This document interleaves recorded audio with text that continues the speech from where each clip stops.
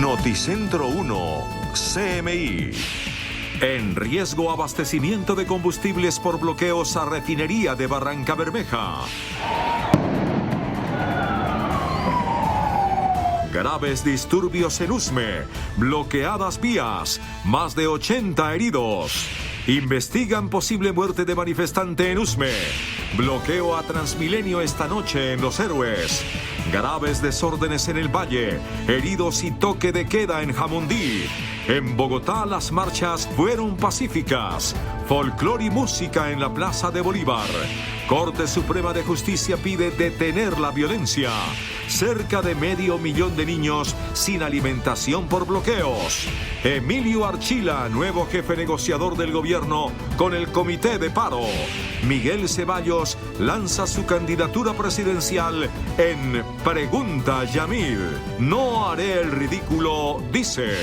Presidente Duque prohíbe reapertura de bares en ciudades con más de 85% de ocupación de UCIs. Bogotá tiene ya 96% de ocupación, luego no se podrá abrir bares. La canciller Marta Lucía Ramírez corrige y dice que Comisión de Derechos Humanos puede visitar ya al país. Récord de contagios en Colombia por COVID. Llegan más vacunas.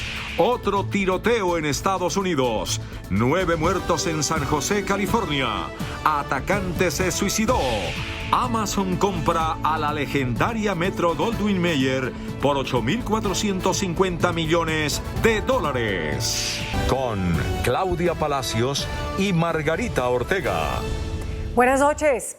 Está en riesgo el abastecimiento de combustibles en nuestro país debido a los bloqueos en las instalaciones de la refinería de Barrancabermeja.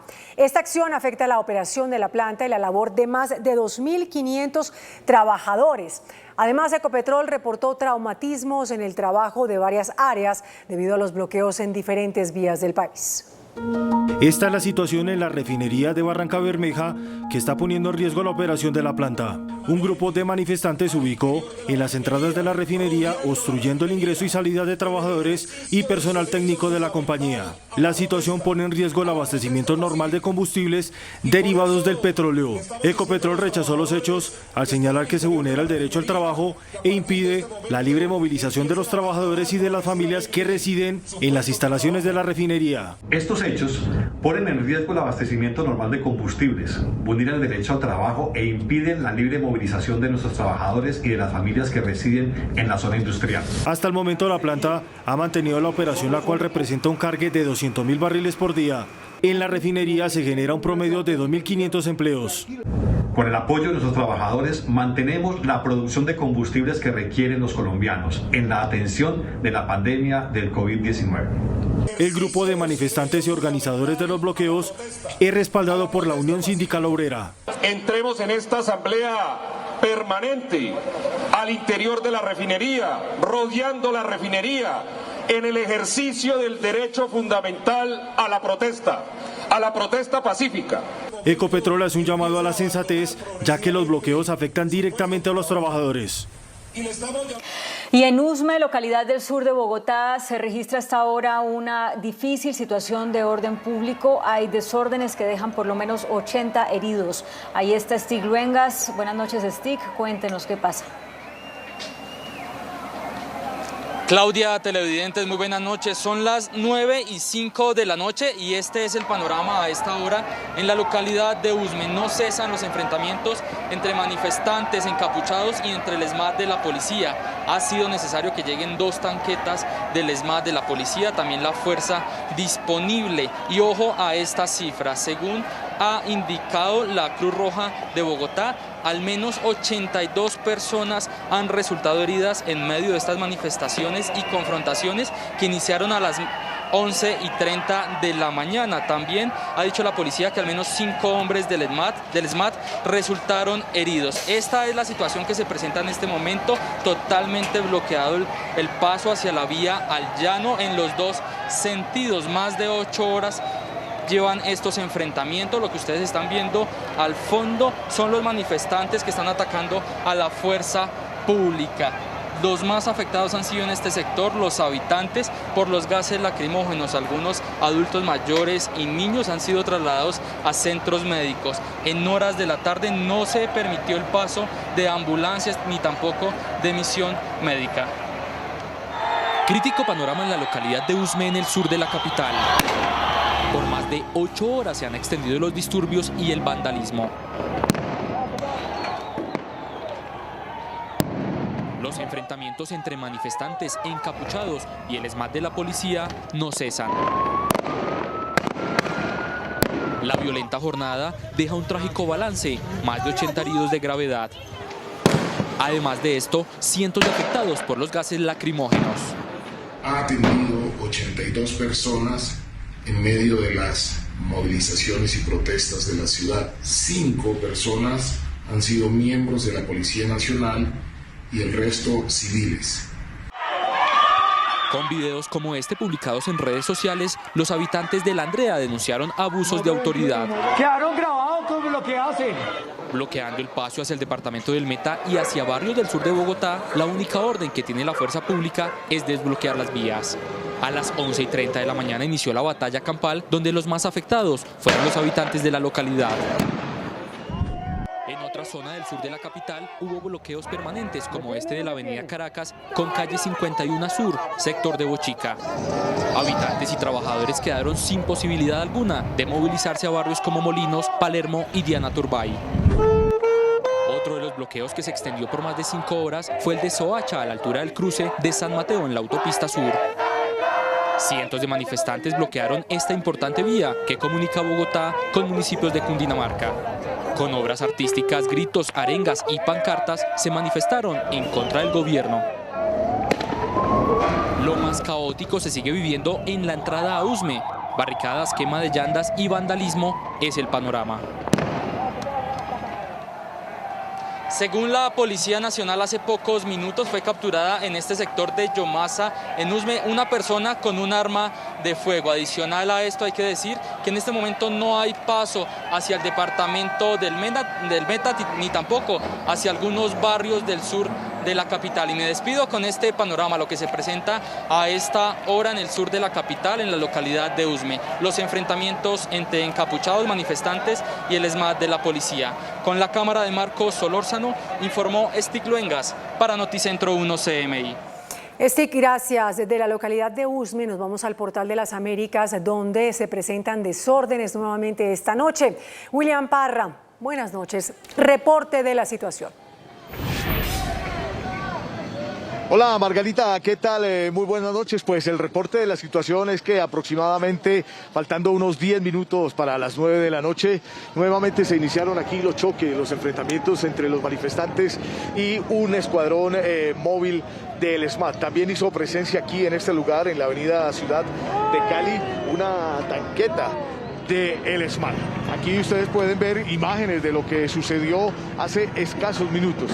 A esta hora se puede decir que en la calle de entrada justamente al portal de los buses de Transmilenio se ubican cerca de 200 manifestantes, y a este lado aquí está el escuadrón del ESMAD, que pues ha venido a repeler justamente a los manifestantes. Esta es la situación tras, bueno, toda una jornada que se había mantenido de manera pacífica, una marcha de cuando llegaron los estudiantes de las diferentes universidades de Bogotá y estuvieron aquí manifestándose de manera pacífica, de una manera artística y haciendo pues varios performances hasta este momento en que se empezaron los enfrentamientos. Ustedes ven allá, al fondo está la tanqueta del ESMAD, que pues ha sido atacada con una bomba incendiaria, una bomba molotov. Esta es la información, Margarita, de lo que está pasando, lo que está sucediendo a esta hora aquí en el Portal de las Américas, en este espacio humanitario al calor de la olla, un espacio que se instaló desde el pasado 5 de mayo y que desde ese día, todas las noches, ha vivido esta difícil situación, enfrentamientos continuos desde ese día hasta hoy se presentan aquí en este Portal de las Américas. Claudia, esa es toda la información. Continúe usted con más Noticentro 1 CMI. La historia de todas las noches, William, muchísimas gracias. Y vamos al sector de los héroes también en Bogotá, porque a esta hora hay dificultades para el funcionamiento del sistema Transmilenio en ese punto. Ahí está Didier Chica. Adelante, Didier. Efectivamente, Claudia, desde las 7 de la noche no se ha permitido el paso de ningún bus de Transmilenio ni hacia el sur ni hacia el norte por este importante cruce del sector de los héroes en el norte de Bogotá. Esto como consecuencia de una manifestación muy pequeña, aproximadamente unas 200 personas que a las 7 de la noche decidieron bloquear los dos carriles de esta avenida, la autopista norte de Bogotá. Sin embargo, hace algunos minutos el escuadrón móvil antidisturbios hizo que estas personas se retiraran. Fue una intervención más o menos pacífica, no hubo ninguna persona que se registrara herida en ese momento y los manifestantes se han dispersado hacia otro punto de la ciudad. Los inspectores de Transmilenio están revisando en este momento el estado de la vía para habilitar nuevamente el transporte en este sector de la ciudad. Margarita, es lo que les podemos contar en este momento desde el sector de los héroes. Didier Chica, Noticentro 1, CMI. Didier, gracias. Y eso es lo que ha pasado en Bogotá, pero en el suroccidente del país la situación no es muy distinta. El municipio de Jamundí, en el Valle del Cauca, permanece bajo toque de queda por los desórdenes registrados en las últimas horas. En Buga la Grande, en el mismo departamento, 2 policías fueron heridos esta noche en enfrentamientos. Jamundí hoy fue escenario de una batalla campal entre habitantes de 3 barrios y la fuerza pública que desbloqueó la vía panamericana. 8 civiles resultaron heridos por golpes e inhalación de gases lacrimógenos y 2 policías. Con la incursión del ESMAD se están presentando confrontaciones entre la población civil y la fuerza pública, dejando heridos y también población afectada con los gases lacrimógenos, especialmente a los niños. También hubo uso de armas de fuego. En Jamundí se decretó el toque de queda entre las 8 de la noche y las 5 de la mañana debido a la alteración del orden público. Aquí ya tenemos un policía herido, tenemos las grabaciones y tenemos además los hechos y los testimonios de la comunidad y los mismos policías que fueron atacados. De otro lado, sujetos lanzaron bombas incendiarias contra este vehículo que transportaba a trabajadores del sector azucarero, dejando como saldo 9 heridos con quemaduras, 2 de ellos de gravedad. En Bogotá, la marcha liderada por las centrales obreras transcurrió de manera pacífica. Terminó con manifestaciones folclóricas en la Plaza de Bolívar.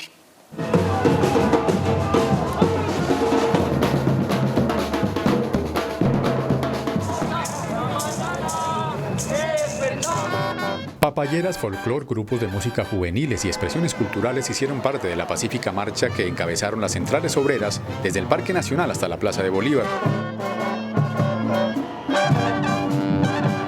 Bueno, de manera masiva, contundente, alegre, pacífica como corresponde y obviamente guardando todos los protocolos de bioseguridad. Aunque la marcha afectó el tránsito por la troncal de la carrera 10ª, luego del paso de los manifestantes se normalizó la vía.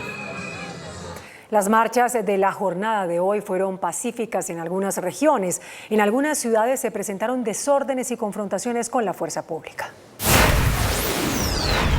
En Medellín, la cultura y el arte fueron los protagonistas de las manifestaciones. Jóvenes músicos de la ciudad tocaron un concierto en pleno Parque del Poblado, que luego fue acompañado por mujeres bailando folclore.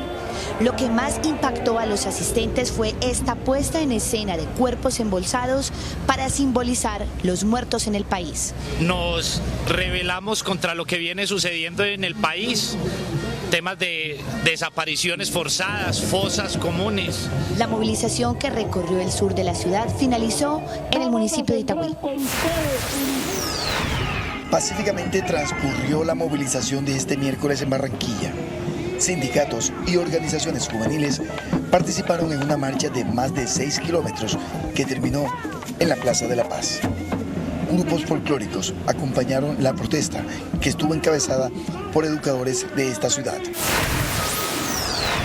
En medio de cánticos y arengas contra el gobierno nacional, más de 2.000 santanderianos atendieron nuevamente el llamado de las centrales obreras y acudieron a las calles en apoyo al paro nacional. La jornada, que durante el día se desarrolló pacíficamente, finalizó con enfrentamientos entre algunos manifestantes y la policía. Nuevamente un banco fue vandalizado. En Pasto, las manifestaciones que iniciaron de manera pacífica terminaron en confrontaciones en diferentes puntos de la ciudad. Entre los hechos que se reportan como saldo de esta jornada se encuentra la incineración de una moto de tránsito municipal y una grúa que estaba al servicio de esta dependencia. En Tuluá, Valle del Cauca, avanza a esta hora un consejo de seguridad luego de que fuera quemado el Palacio de Justicia de ese municipio. Las autoridades ofrecieron 200 millones de pesos de recompensa para quienes den información que sirva para capturar a los autores intelectuales del hecho. La Fiscalía General de la Nación asumirá las investigaciones que permitan establecer quién estaría tras los desórdenes en Tuluá, que terminaron con el Palacio de Justicia incinerado. Una recompensa de hasta 200 millones de pesos entre la Gobernación del Valle y la Policía Nacional a quienes suministren información por la individualización y captura de los autores intelectuales y materiales de aquellos que atacaron el Palacio de Justicia y otras infraestructuras de instituciones. El emblemático Palacio de Justicia de Tuluá, una joya arquitectónica construida en el año de 1929, tras los enfrentamientos de los manifestantes y fuerza pública, tuvo una afectación de un 90% en expedientes físicos. Esa reconstrucción pues no es de horas ni de días, es de meses inclusive, son más de 200.000 expedientes que se calcula. Los desórdenes en este municipio ubicado en el centro del Valle del Cauca cobraron la vida de Camilo Andrés Arango, de 18 años, quien cursaba segundo semestre de la Facultad de Derecho, y 3 personas más resultaron lesionadas. Además, fueron vandalizados varios establecimientos comerciales. Y el ministro de Justicia, Wilson Ruiz, se reveló que más de 7.000 procesos que se adelantaban en los juzgados de Tuluá estarían en riesgo tras el incendio en las instalaciones de la entidad. El incendio en las instalaciones del Palacio de Justicia de Tuluá causó un rechazo generalizado en la justicia. El ministro de esa cartera explicó que 7.482 procesos que se tramitaban en 24 juzgados están en riesgo y se evalúa cuáles de ellos se pueden recuperar. Hay casos de narcotráfico, extorsiones y otros delitos. Estamos haciendo actualmente un conteo para ver finalmente qué procesos se han salvado. Eso lo rechazo contundentemente, como lo he venido manifestando. Esto es un acto terrorista, esto no es ni siquiera vandalismo, ni mucho menos hace parte de las protestas pacíficas. La Judicatura indicó que pidieron reforzar la seguridad en otras sedes judiciales ante posibles ataques similares en Cali, Buga y Cartago. Estos hechos sistemáticos en todo el territorio siempre generan bastante preocupación y pues muchas inquietudes y preguntas que por ahora no tienen respuesta. ¿Qué es lo que pasa? ¿Cuál es la finalidad? ¿Cuál es el propósito? Es absolutamente intolerable una conducta terrorista de ese tamaño. Estos actos hablan de la peor condición del ser humano, pero además agreden un pilar fundamental de la democracia, como lo es precisamente el servicio de la justicia. La Fiscalía ya investiga a los responsables del hecho que fue calificado por el gobierno como un acto terrorista. Y la Corte Suprema de Justicia rechazó el ataque contra la sede de la justicia en Tuluá y pidió el cese de los actos violentos. En el comunicado firmado por el presidente de la Corte, Luis Antonio Hernández, el alto tribunal condena el ataque al Palacio de Justicia de Tuluá y hace un llamado para detener la violencia. El ataque criminal al Palacio de Justicia de Tuluá erosiona severamente las bases del Estado constitucional. La Corte pide respetar la vida de los funcionarios judiciales y los recursos de la justicia.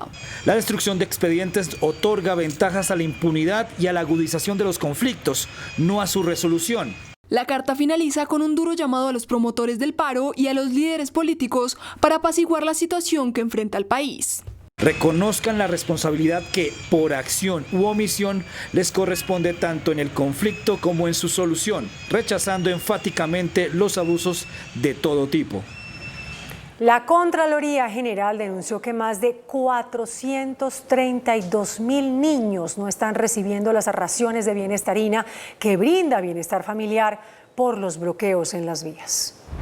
La Contraloría y el Instituto de Bienestar Familiar hicieron un llamado para desbloquear las vías y permitir el transporte de Bienestarina para más de 432.000 menores. Son cerca de 1.194.000 beneficiarios, cerca de 432.000 hogares que están esperando la Bienestarina y unos recursos comprometidos en el orden de los 6.500 millones de pesos.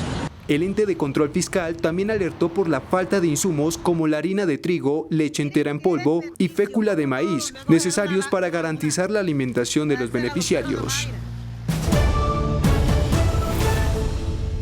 Emilio José Archila, consejero presidencial para la estabilización, fue designado hoy por el presidente Iván Duque como el vocero del gobierno en la mesa de negociación con el Comité Nacional de Paro.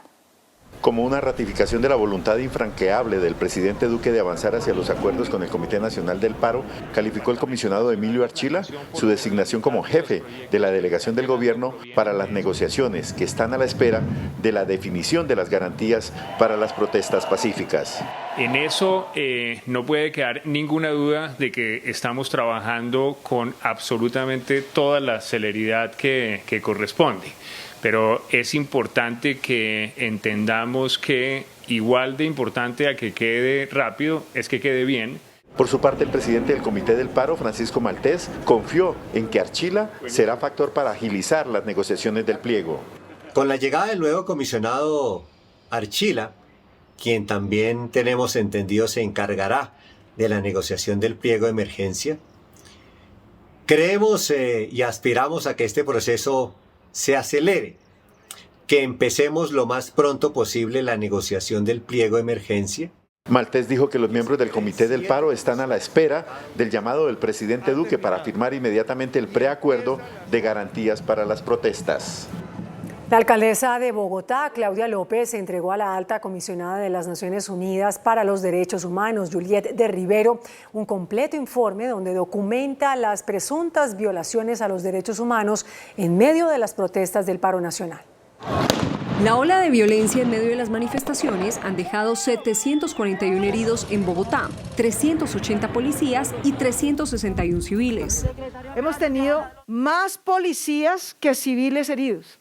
Lo más grave que hemos visto en esta etapa de protesta del paro nacional en la ciudad de Bogotá es la afectación facial y ocular a 33 jóvenes. Tanto la muerte de Daniel Alejandro Zapata, quien recibió un golpe en la cabeza en medio de los disturbios, así como el ataque con una bomba incendiaria al patrullero Cristian Calderón, quien ahora lucha contra el COVID, fueron documentados por la alcaldía y entregados a la alta comisionada de las Naciones Unidas para los Derechos Humanos.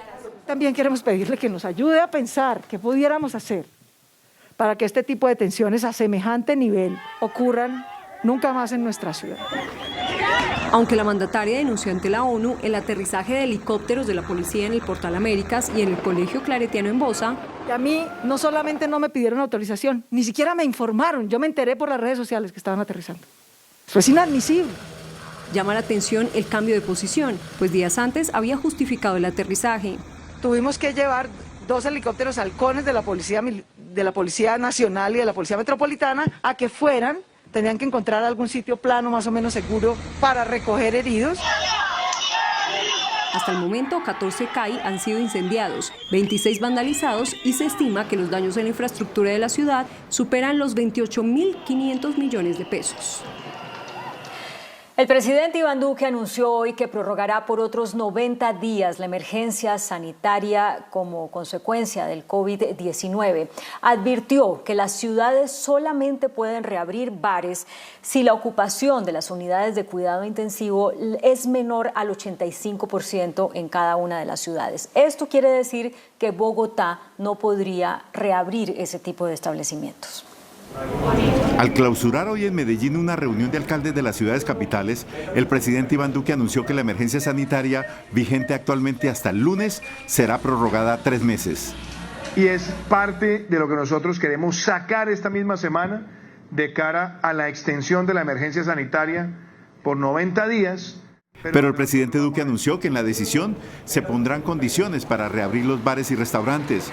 Y en esas condiciones Bogotá no podría reabrirlos como lo anunció la alcaldesa porque la ocupación de las UCI sobrepasa el 95%. Pero donde nosotros vamos a decir con mucha claridad, apertura de bares, de restaurantes y otros espacios de entretenimiento cuando tengamos niveles de ocupación de las UCIs por debajo del 85%. El presidente Duque reconoció que hay ciudades en estos momentos con picos altos, pero que ya están mostrando curvas descendentes, lo que permitiría la reapertura completa.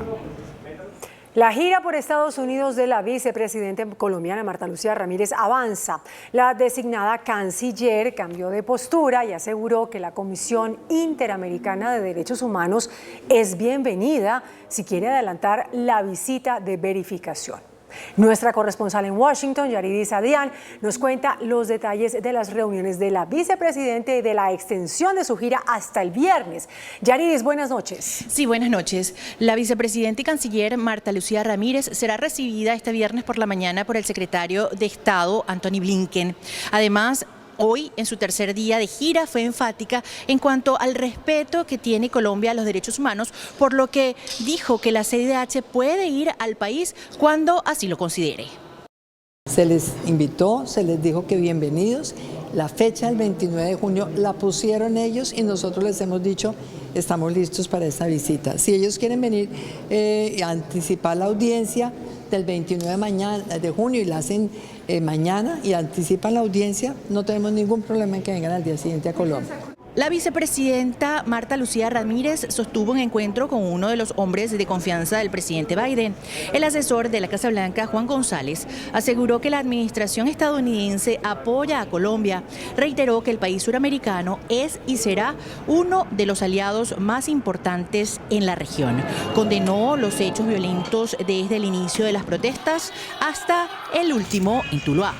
La protesta pacífica es un derecho fundamental, pero la violencia y el vandalismo no lo es. Entonces, individuos que usen la violencia en contra del Estado para tratar de civilizarlos, eso debe ser investigado porque eso es un crimen. El día transcurrió de reuniones en reuniones con asesores de la embajada, los representantes demócratas Alvio Cires y Jim McGovern virtualmente. Tuvo un almuerzo con el subsecretario de Defensa adjunto Daniel Erickson. También en la tarde se reunió con el senador republicano Bob Menéndez y con la Cámara de Comercio y el director de Human Rights Watch, José Manuel Vivanco.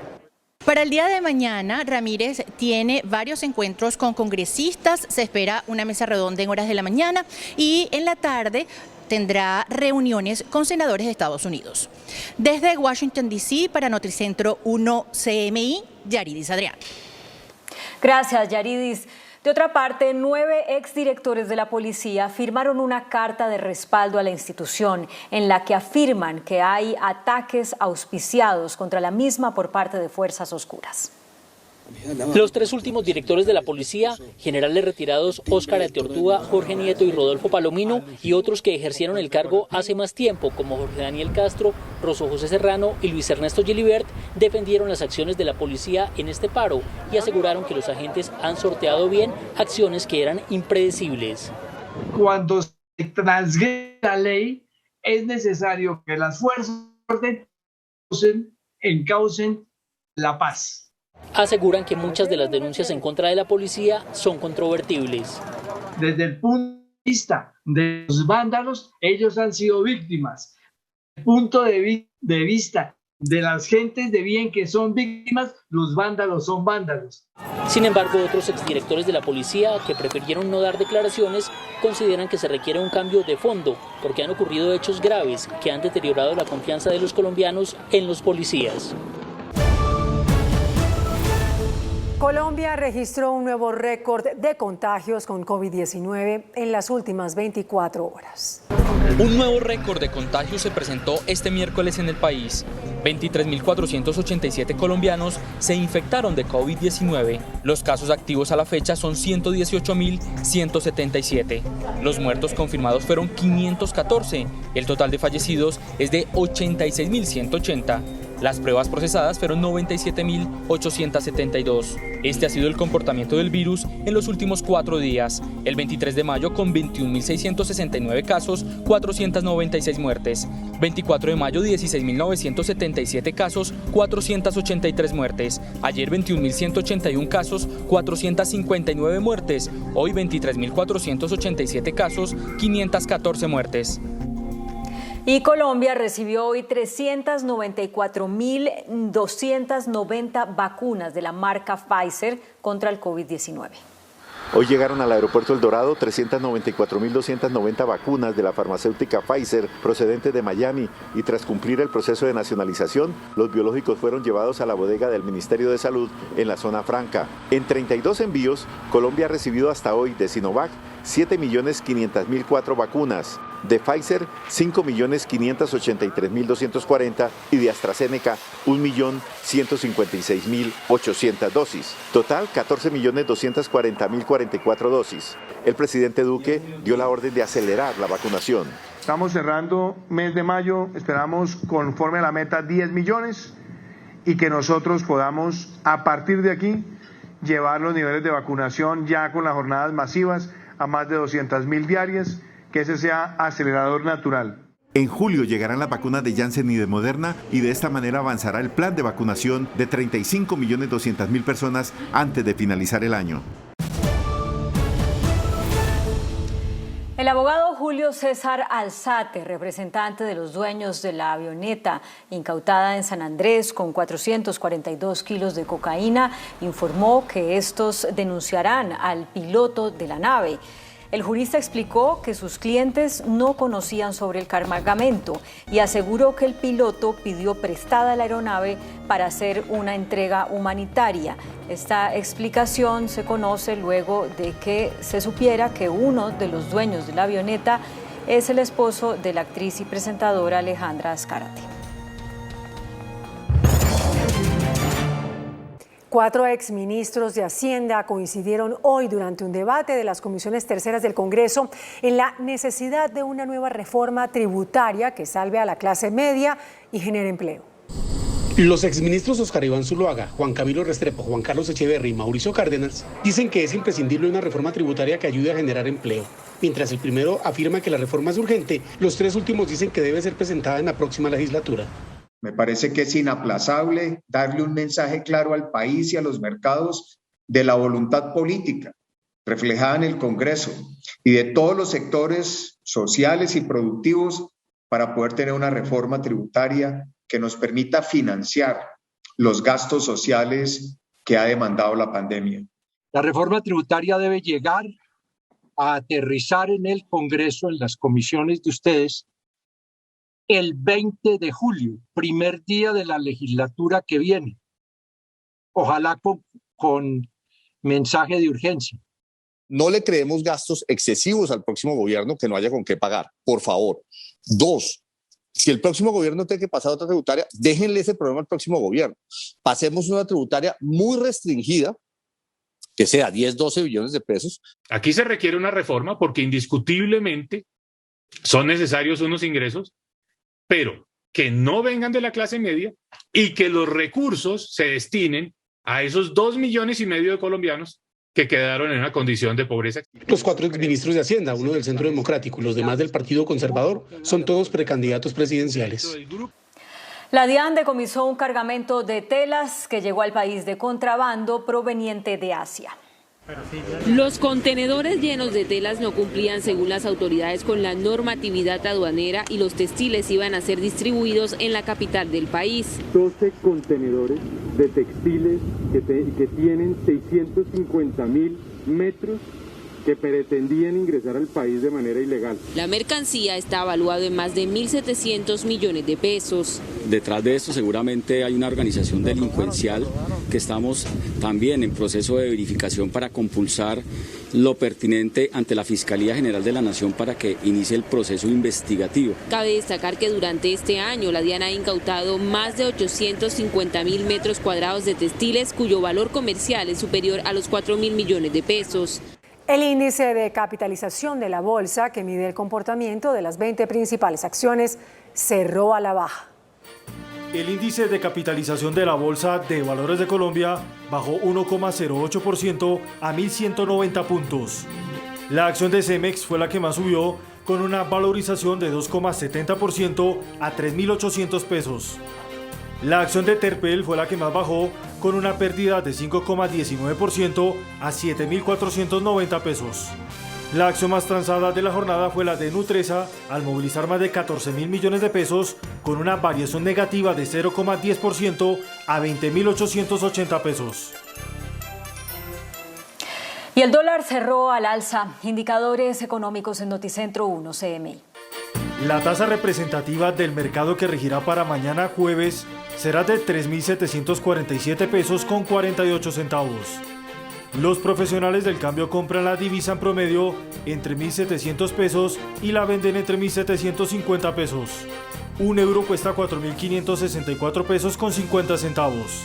La libra de café en Nueva York se cotizó a $1.55 centavos. El azúcar se transó en 16,82 centavos de dólar la libra. El barril de petróleo WTI se cotizó en $66.17 centavos. La referencia Brent para Colombia se cotizó en $68.65 centavos. Una acción de Ecopetrol cuesta 2.220 pesos. Ecopetrol y la FAO adelantan en el departamento del Meta un plan de desarrollo de cadenas productivas que garantizan la compra de los productos de cientos de familias campesinas. Ecopetrol es una empresa comprometida por Colombia.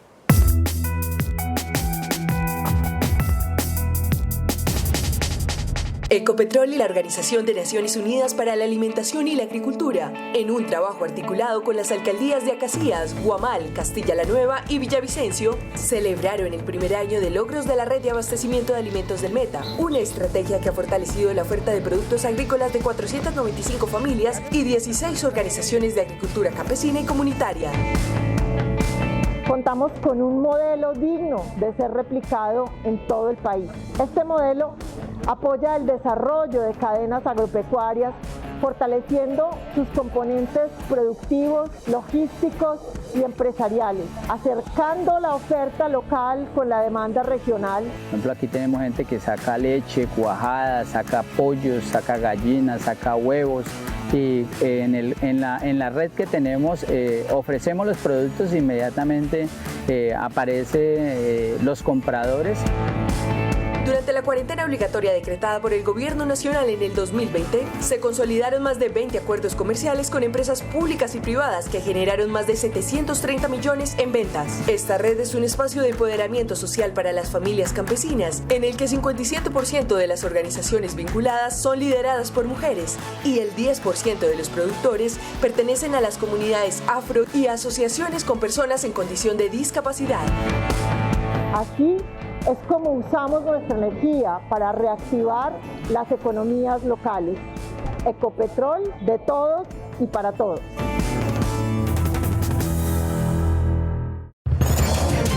Nueve muertos dejó un nuevo tiroteo en Estados Unidos. Este ocurrió en una instalación ferroviaria en San José, California. El perpetrador se suicidó.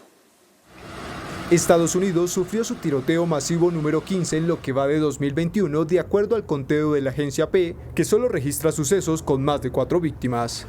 Esta vez ocurrió en un patio de mantenimiento de trenes de la ciudad californiana de San José, donde un ex trabajador de la Autoridad de Transporte del Condado, identificado como Samuel Cassidy, disparó indiscriminadamente contra los allí presentes. This morning at 6:34 a.m., Santa Clara County Communications Center received multiple 911 calls of a shots fired call located in the area of 101 West Younger Avenue in the city of San Jose, which is a Valley Transportation Authority hub for VTA.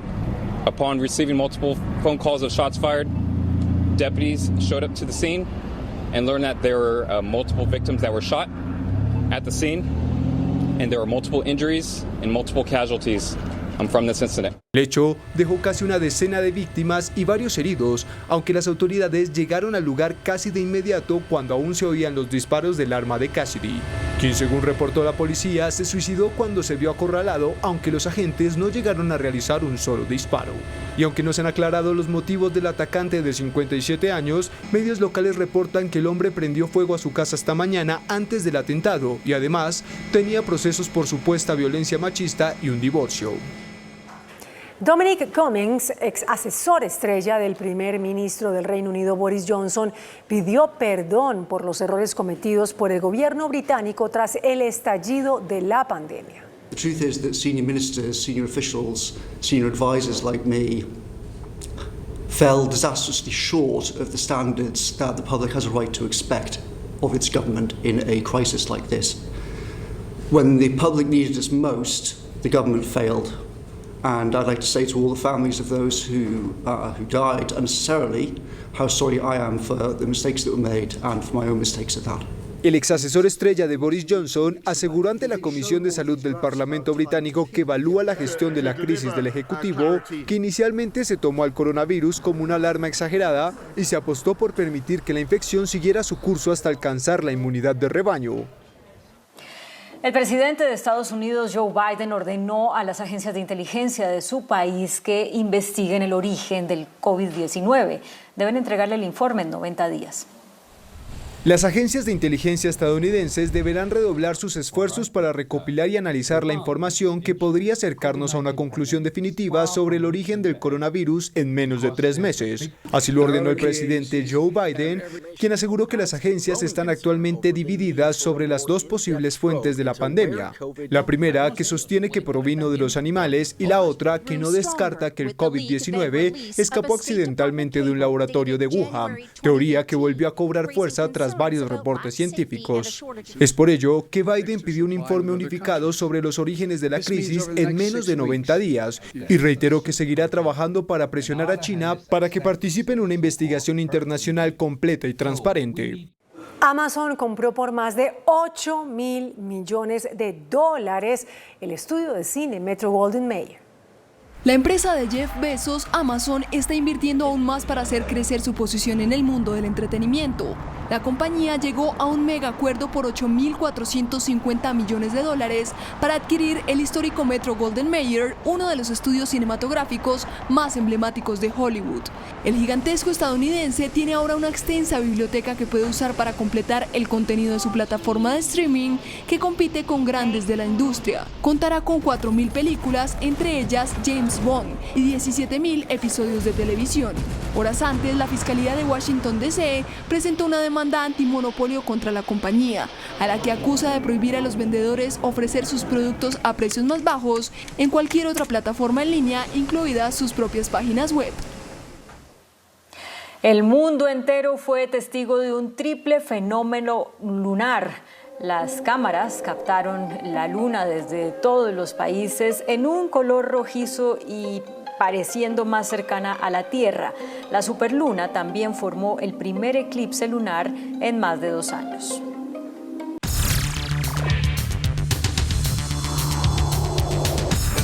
Muy buenas noches. El doctor Miguel Ceballos es hoy un ciudadano común y corriente. Ya no es funcionario público. Y se lanza como candidato a la presidencia de la República. Él es nuestro invitado de esta noche. Doctor Miguel, muy buenas noches. Gracias por esta invitación.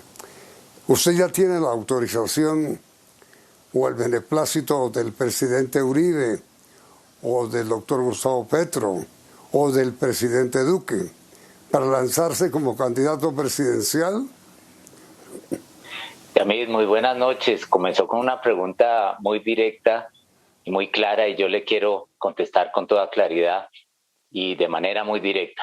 No necesito el permiso ni de Uribe, mucho menos el de Petro, y tampoco el de mi querido amigo, porque lo es, el presidente Duque, porque el único permiso que yo quiero pedir es el del pueblo colombiano.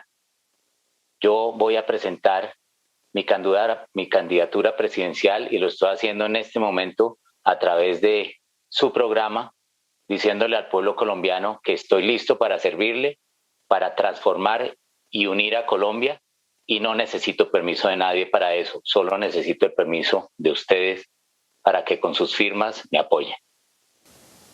¿Y qué lo condujo a usted, doctor Ceballos, a tomar esa decisión? Yamil, yo he sido profesor durante más de 25 años en las materias relacionadas con el derecho y con la ciencia política. Fui decano de una escuela política durante más de 9 años y aún sigo siendo profesor.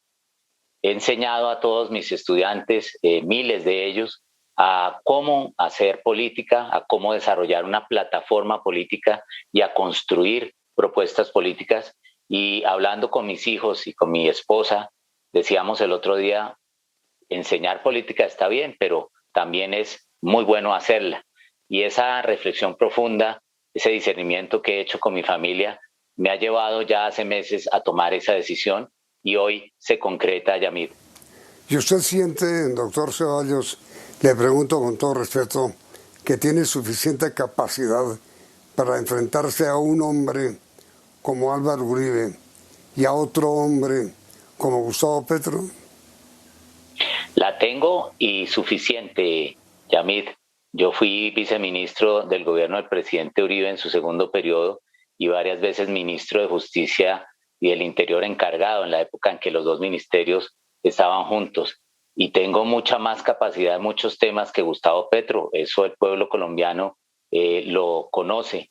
Y yo no he visto a Petro fuera de Bogotá enfrentando una negociación tan importante y tan bonita y tan fructífera como fue estar en la carretera panamericana cerca de un mes interlocutando con las comunidades indígenas en medio de unas dificultades muy grandes. Y tampoco lo he visto de verdad a Uribe sentado en una mesa durante más de 9 días, de verdad, más que negociando, entendiéndose con el Comité Nacional del Paro. No ha habido nunca en la historia una iniciativa en este país, y lo digo con seriedad, y es pedirle a Santo Padre y al secretario de las Naciones Unidas que facilitaran, como lo hicieron, un espacio de aproximación de diálogo con el ELN. Eso lo hizo quien les habla. Por supuesto, tuve el apoyo del presidente Duque y les quiero decir a los colombianos que una cosa es muy clara y le respondo la pregunta.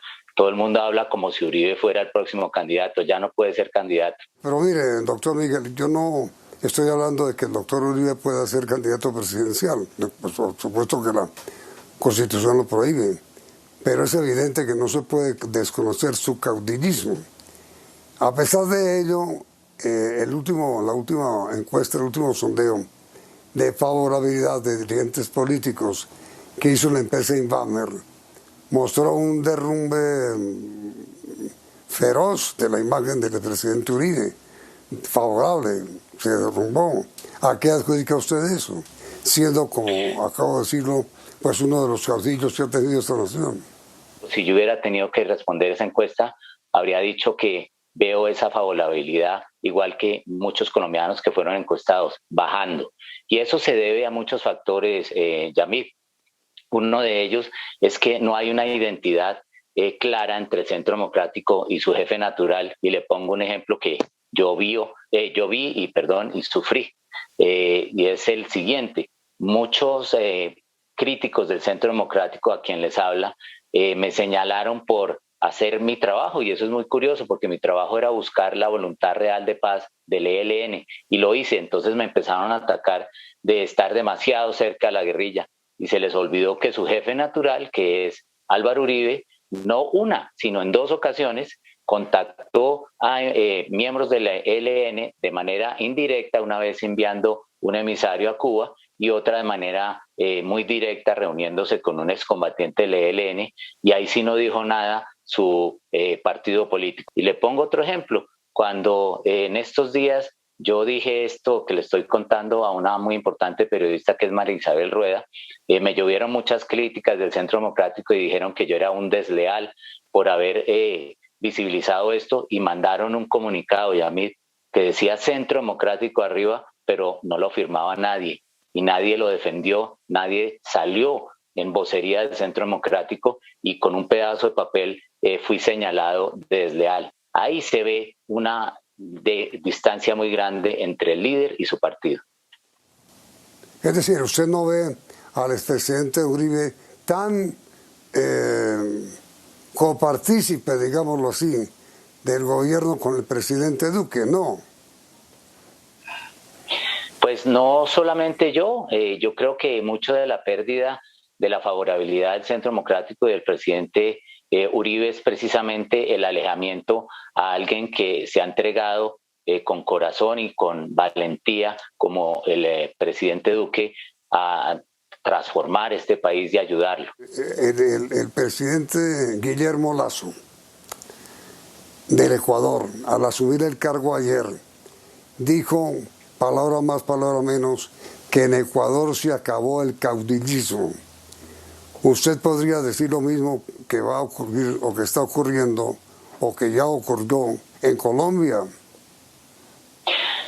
Yamid, yo quiero aprovechar esta pregunta que usted me hace para presentarle a todos los colombianos el nombre del movimiento que yo estoy creando. El movimiento se llama Tú. Y se llama Tú porque las dos letras que lo componen son el reflejo de dos palabras importantes que yo creo que Colombia necesita: transformarse y unirse. Mi movimiento se llama Transformando y Uniendo a Colombia. Y eso quiere cambiar precisamente lo que usted parafrasea del presidente Lazo, y es cambiar la política del yo, porque así ha sido con los grandes nombres. Tiene uno en este país que ser santista, tiene que ser petrista, tiene que ser uribista, etcétera, o gavirista. Y en ese sentido creo que debemos cambiar la política del yo, centrada en los istas o en los ismos, y pasar a una política del tú.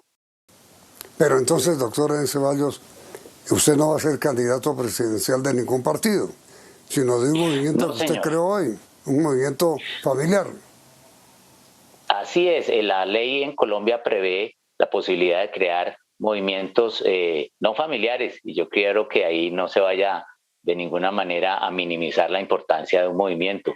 Los movimientos son sociales, Yamid, y así lo prevé la ley, y ya el calendario presentado por la registraduría lo dice así. Se pueden empezar a inscribir los grupos promotores de los movimientos sociales. Usted tomó la decisión de aspirar a la presidencia de la República cuando era comisionado de paz. Antes de ser comisionado de paz, Yamid, yo llevo más de 25 años enseñando derecho y enseñando ciencia política, y cuando uno empieza a estudiar los autores y empieza a analizar las propuestas y las distintas ideologías, a uno se le antoja ser el gobernante de un país, y más un país que necesita liderazgo como este, y un liderazgo que venga del alma. Le hago una pregunta final, doctor Miguel Ceballos, ex comisionado de paz y hoy un ciudadano común y corriente, y se la formulo con todo respeto. ¿Usted no teme hacer el ridículo con esta candidatura que va a presentar y que va a inscribir? De ninguna manera, tan no lo estoy haciendo que usted me está haciendo esta entrevista. Sí, pero yo no he dicho que voy a votar por usted. Pero yo puedo llegar a convencerlo a usted, Yamid. Eso es lo importante. Uno haría el ridículo, y el ridículo peor que uno puede hacer es con sí mismo, si no es consecuente con sus ideas. Yo pienso que mi trayectoria y el valor que he mostrado al país para cumplir las tareas más difíciles, y lo hice con valor, lo hice con entereza y templanza, y ahí no hice el ridículo y nunca lo voy a hacer. ¿Usted va a ser, como candidato presidencial, doctor Ceballos, opositor o defensor del presidente Duque? Yo voy a seguir siendo lo que he sido siempre con el presidente Duque, sincero y transparente. En el momento en que no esté de acuerdo con él, como lo hice también varias veces en el propio gabinete, se lo diré. En esta ocasión, ya como estoy fuera del gobierno, no solamente se lo diré a él, sino al país. Pues, doctor Miguel Ceballos, muchas gracias por haber aceptado esta entrevista. Muchísima suerte. Tiene usted todo el derecho a tener esa aspiración, y deseo pues que en esa aspiración le vaya muy bien. Muy amable, doctor Miguel, ha sido usted muy querido conmigo, muy querido, muy amable. Muchísimas gracias, Yamid. Buenas noches para todos ustedes, y recuerden que tú eres lo más importante para la política, no tanto yo. Gracias, doctor Miguel. Y gracias a ustedes también, señores televidentes. Y los invitamos a continuar aquí, en Noticentro 1, CN.